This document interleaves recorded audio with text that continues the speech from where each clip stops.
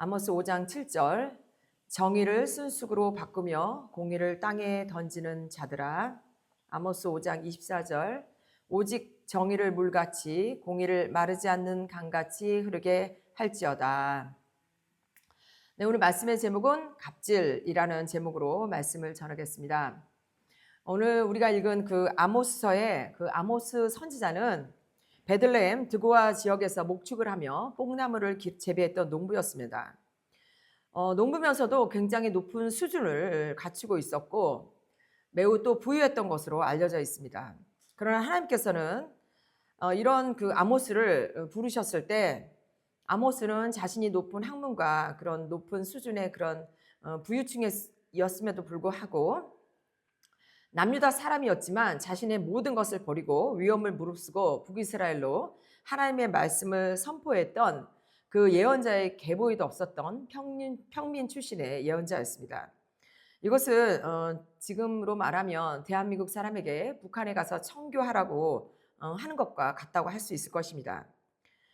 오늘 말씀의 배경은 그 북이스라엘의 여로보암 2세가 통치할 때에 이전에 그 북이스라엘 요나 선지자가 북이스라엘의 회개를 외쳐서 그런지 이 여로보암 2세 때는 가장 나라가 태평성대하고 또 나라의 영토가 굉장히 확장이 많이 됐고 또 넘쳐나는 식량으로 나라 곳간이 풍성하게 되어서 또 외부의 침입도 없는 너무도 정말 평화로운 시기였다고 합니다. 정말 누가 봐도 아무 문제가 없을 것 같은 이 시기에 하나님은 선지자 아모스와 호세아를 보내셔서 북이스라엘이 너무 잘 먹고 잘 살고는 있었지만 죄가 가득가득 계속 차오르고 있었기 때문에 하나님은 선지자를 보내셔서 그들의 죄를 회개하기를 원하셨습니다. 그러나 북이스라엘은 결국 돌이키지 않고 40년 뒤에 망하게 되지요. 이렇게 외부의 침입도 없고 잘 먹고 잘 사는 북이스라엘이 도대체 어떤 죄를 지었길래 하나님께서 멸망한다고 이렇게 진노를 하셨는지 아모스의 말씀을 찾아보겠습니다. 아모스의 말씀을 보면 이렇게 되어 있습니다. 북이스라엘 그들은 은을 받고 의로운 사람을 팔았고 가난한 사람을 신발 한 켤레 값에 팔고 가난한 자들을 짓밟았다. 또 아버지와 아들이 한 여자와 잠자리를 같이 하여 하나님의 이름을 더럽혔다. 또 하나님의 사람인 나시린에게 술을 먹이고 선지자에게 예언하지 말라고 강요했다. 나 여호와가 일할 때는 반드시 그 종인 예언자에게 미리 알려준다. 주 여호와께서 말씀하시는데 누가 예언하지 않겠느냐 하시면서 이스라엘 백성이 죄를 지어서 내가 심판할 것이다 라고 말씀하셨습니다. 계속해서 북이스라엘의 백성은 정직한 재판을 싫어하며 진실을 말하는 사람을 미워한다. 가난한 사람을 짓밟으며 강제로 세금을 걷어들인다. 너희는 의로운 사람을 못살게 굴었고 뇌물을 받고 나쁜 짓을 저질렀다. 또 법정에서 가난한 사람을 억울하게 만들었다. 나는 너희의 종교 모임이 역겹기만 하다. 너희가 드리는 재물을 나는 받지 않겠다. 좋은 것을 바쳐도 나는 거들떠보지 않겠다. 너희가 만든 여름궁, 겨울궁, 상하로 만든 집을 무너뜨리겠다. 포도주를 대접 가득히 마시고 가장 좋은 향수를 쓰는 너희가 가장 먼저 포로로 끌려갈 것이다. 너희의 잔치는 끝났다. 실제 성경 말씀 있는 대로 제가 읽은 것입니다. 하나님께서 이렇게 북이스라엘의 멸망을 말씀하셨습니다. 이 지금 읽은 북이스라엘의 죄가 지금부터 약 2800년 전 이스라엘 땅에서 일어난 일이지만 어쩌면 지금 대한민국 상황과 똑같다고 할 수 있을 것입니다. 대한민국은 전쟁과 고아의 나라에서 미국 선교사의 복음저도로 세계 10위권의 경제 강국이 되어서 국민들은 잘 먹고 잘 살게 되었습니다. 그러나 현재 교회와 제사장들이 부패하고 변질되고 국민들은 먹고 사는 문제가 해결이 되니까 술과 마약과 또 불륜의 나라가 되어서 가정은 깨지고 자살률은 높아지고 성형과 사치의 나라가 되어가고 있습니다. 또 지금 국민들은 안보 불감증에 걸려서 북한과 중국을 추종하며 나라는 파탄나고 결국 나라 안보를 지키려는 대통령이 계엄이라는 초강수로 아무것도 모르는 국민들을 깨우려는데 정직한 재판을 해야 되는 재판관들이 뇌물을 먹고 8대 0이라는 전원일치로 대통령을 파면하는 초유의 정의가 무너져 있었습니다. 오늘 아모스 5장 24절 오직 정의를 물같이 공의를 마르지 않는 강같이 흐르게 할지어다. 이 정의와 공의는 불의를 바로잡고 돈이 있든 없든 학벌이 좋든 나쁘든 또 좋은 집이 있든 없든 상관없이 하나님 뜻과 일치하는 사회적 약자에 대한 동등하고 평등한 대우를 해야 한다고 말씀하시는 것입니다.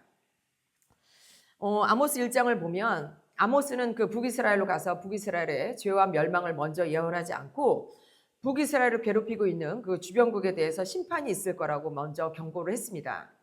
이 주변국들은 북이스라엘을 깨닫고 돌아오게 하려는 하나님의 몽둥이로 사용하시는 도구인데 지금 잠자는 대한민국 사람들에게 북한과 중국을 한반도의 몽둥이로 사용하고 계시다는 것을 깨닫는 저와 여러분 되기를 바라겠습니다. 하나님께서는 이스라엘의 이웃 나라들의 죄도 차고 넘쳐서 심판한다고 했습니다. 그러면 이 이웃 나라의 죄는 어떤가? 이웃 나라의 죄도 너무도 잔혹한 행위들이 있었고 또 임산부의 배를 가르고 또 북이스라엘과 형제 언약을 했음에도 불구하고 포로를 사로잡아서 아무 힘이 없는 포로를 돈을 받고 팔아넘기는 그런 갑질을 했고 이런 인신매매를 통해서 정의와 공의가 무너졌다고 경고했습니다. 이런 일들이 지금 대한민국에서 똑같이 일어나고 있지 않습니까? 최근에 캄보디아 고소득 취직을 위장하여서 한국 사람을 돈을 받고 온라인 사기 집단에 팔아넘겨서 감금을 시키고 또 강제 노동을 시키고 탈출하거나 말을 듣지 않으면 폭행하고 또 정기 고문으로 사람이 죽어나가는 일들이 언론에 나왔습니다. 이런 정의와 공의가 무너지는 일들이 지금도 계속 일어나고 있다는 것입니다. 북한은 김일성, 김정일, 김정은 3대 독재 체제로 국민들의 자유를 빼앗고 굶주림과 강제 노동으로 자신의 권력들을 계속 이어나가고 있습니다. 얼마 전에 러시아 우크라이나 그 영토 전쟁에 북한군이 러시아로 파병이 되어서 북한군 자신들이 남의 나라에 전쟁터에 왜 와야 하는지, 왜 죽어야 하는지 이유도 모른 채 전쟁터에서 죽어나갔습니다. 또 북한은 수개월 전에 암호화폐 거래소에서 2조 원대의 가상화폐를 해킹하여 탈취한 강도 사건이 있었습니다. 북한은 이렇게 해킹한 자금을 그 핵무기와 김정은 비장으로 사용하고 있다고 합니다. 이런 전 세계의 깡패 강도 짓을 하고 있는 집단을 대한민국 대통령과 정치인들이 국민들의 세금을 몰래 보내고 있고 또 감싸고 추종하고 있습니다. 또 얼마 전에는 한국 정부가 국방비 1조 8천억을 지급하지 않는 초유의 사태가 발생했다고 합니다. 이 지급하지 않는 최소한의 국방비는 병사들이 입고 먹고 자는 데 쓰는 돈, 또 추운 겨울 난방비와 군 차량과 군사장비, 기름값 등이 있었다고 합니다. 이렇게 국가 허리에 해당하는 국방비조차 제대로 지급하지 못하면서 최근에는 북한 체제와 김정은을 찬양하는 북한의 노동신문을 국민의 혈세로 사들여와서 공공기관에 퍼나르고 구독하라고 강요하고 있습니다. 이렇게 현 정부는 대놓고 적을 이롭게 하는 이적행위를 하고 있는 것입니다. 또 중국도 한국을 자신의 속국으로 생각하며 무비자로 대한민국에 들어와서 대한민국의 영토를 침략하고 마약과 살인, 장개매매로 사람들의 생명을 위협하고 있습니다. 또 최근에는 미국에 상장돼 있는 한국의 쿠팡을 무너뜨리고 중국 기업 알리와 테무를 키우려는 사악한 일들이 일어났습니다. 그래서 화가 난 미국 쿠팡 투자자들이 한국 정부에 손해배상을 요구하기 시작했고 미국은 한국 관세를 15%에서 25%로 폭탄 인상한다고 합니다. 이것은 적을 이롭게 하고 우리의 동맹국가에게는 손해를 주는 현 정부의 갑질로 국민들의 삶은 더욱더욱 어렵게 되고 있습니다. 얼마 전에는 그 민주주의를 파괴한 독재자로 선거 조작으로 권력을 찬탈하고 마약 밀매로 범죄 집단에 수장을 하고 또 자금 세탁을 하고 공포 정치로 반인륜 범죄를 저지르고 세계 최대 원유 보유국이지만 국민들은 식량 부족, 영양 실조, 국민의 94%가 빈곤층으로 최대 난민이 발생한 베네수엘라 대통령 마두로를 미국 정부가 직접 체포하여 미국으로 압송한 일이 있었습니다. 베네수엘라 국민들은 환희와 축제로 미국 정부에 감사한다고 하고 있습니다. 이 마두로는 애국자들을 수천 명 죽이고 또 500명이 넘는 목회자들을 감옥에 넣고 교회를 탄압하고 교회를 죽였습니다. 그러나 하나님께서는 미국 정부의 마두로 제거로 인해서 베네수엘라 국민들과 또 감옥에 갇힌 애국자와 목회자들이 감옥에서 풀려나오는 자유를 주셨습니다. 이렇게 마두로처럼 기독교를 박해한 독재자들의 말로는 정말 비참합니다. 역사적으로 기독교를 박해한 그 정치인들을 보면 로마 황제 네로는 체포될 것을 두려워해 스스로 목을 찔러 자살했고 또 로마 황제 도미티아누스는 궁전 안에서 신하들과 경호원들에 의해 암살당했고 또 로마 황제 갈레리우스는 몸이 썩어가는 질병으로 사망했고 독일의 아돌프 히틀러는 권총으로 자살했다고 합니다. 지금 한국의 이재명도 애국 목사님들을 감옥에 넣고 또 교회 폐쇄법을 발의해서 기독교인들을 핍박하고 교회를 죽이려고 하는데 교회를 핍박한 대가가 어떤 것인지 머지않아 알게 될 것입니다. 하나님께서는 하나님 사랑과 이웃 사랑을 말씀하셨습니다. 그래서 북이스라엘이 금송아지를 섬긴 그 우상 숭배가 심판의 대상이었지만 이것과 함께 어려움에 빠진 사람들을 짓밟고 가난한 사람들의 것을 빼앗는 약자와 연약한 자에게 갑질하는 것을 심판하신다고 경고하시는 것입니다. 그래서 오직 정의를 물같이 공의를 마르지 않는 강같이 흐르게 할지어다라고 아모스서에 명령하시는 것입니다. 제가 예전에 직장 생활할 때 한 교회 후배와 같이 일을 했습니다. 그 후배는 결혼했는데 결혼 생활이 굉장히 힘들었고 가정 형편도 넉넉지 않아서 마음에 많은 어려움이 있었습니다. 저는 그 후배와 직장 생활하면서 서로 의지하고 또 교회 생활도 열심히 하였습니다. 저는 그 후배를 정말 많이 그 후배도 저에게 또 많이 의지했고 저도 그 후배를 각별히 챙겨 주었습니다. 그러다가 제가 직장을 그만두게 되었는데 그 후배와 관계가 굉장히 서먹하게 되고 연락도 하지 않게 되었습니다.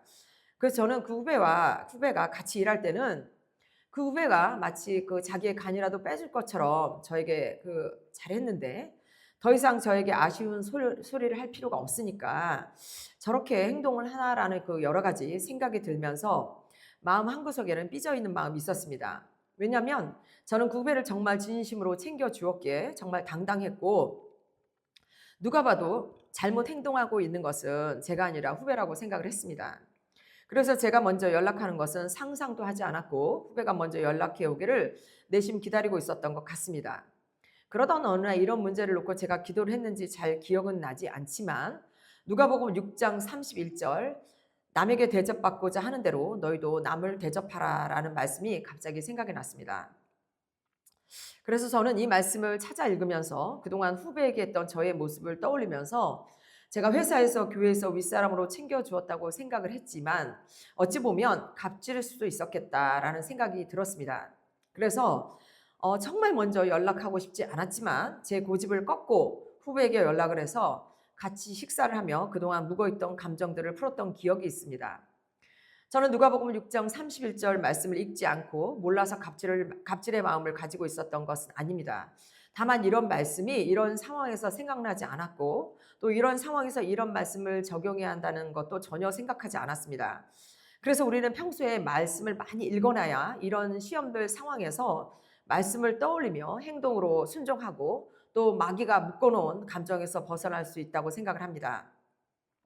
하나님의 말씀은 그냥 장식장에 모셔두는 것이 아니고 언제나 내 손에 있는 핸드폰처럼 주야로 말씀을 묵상하는 것이 진정한 말씀의 능력이 나타난다고 생각을 합니다. 우리는 살아가면서 갑의 입장일 때도 있고 을의 입장일 때도 있습니다. 내가 갑의 입장일 때 나보다 연약한 자에게 도움을 주지 못했을지라도 갑질을 했는지 잘 생각해 봐야 할 것입니다. 그래서 우리는 갑질할 상황에서도 갑질하지 않는 진정한 이웃이 되는 저와 여러분 되기를 바랍니다. 북이스라엘 민족이 잘 먹고 잘 살고 있었으니 선지자의 경고가 귀에 들어오지 않았을 것입니다. 마찬가지로 우리도 배가 부르면 남의 말에 귀 기울이지 않습니다.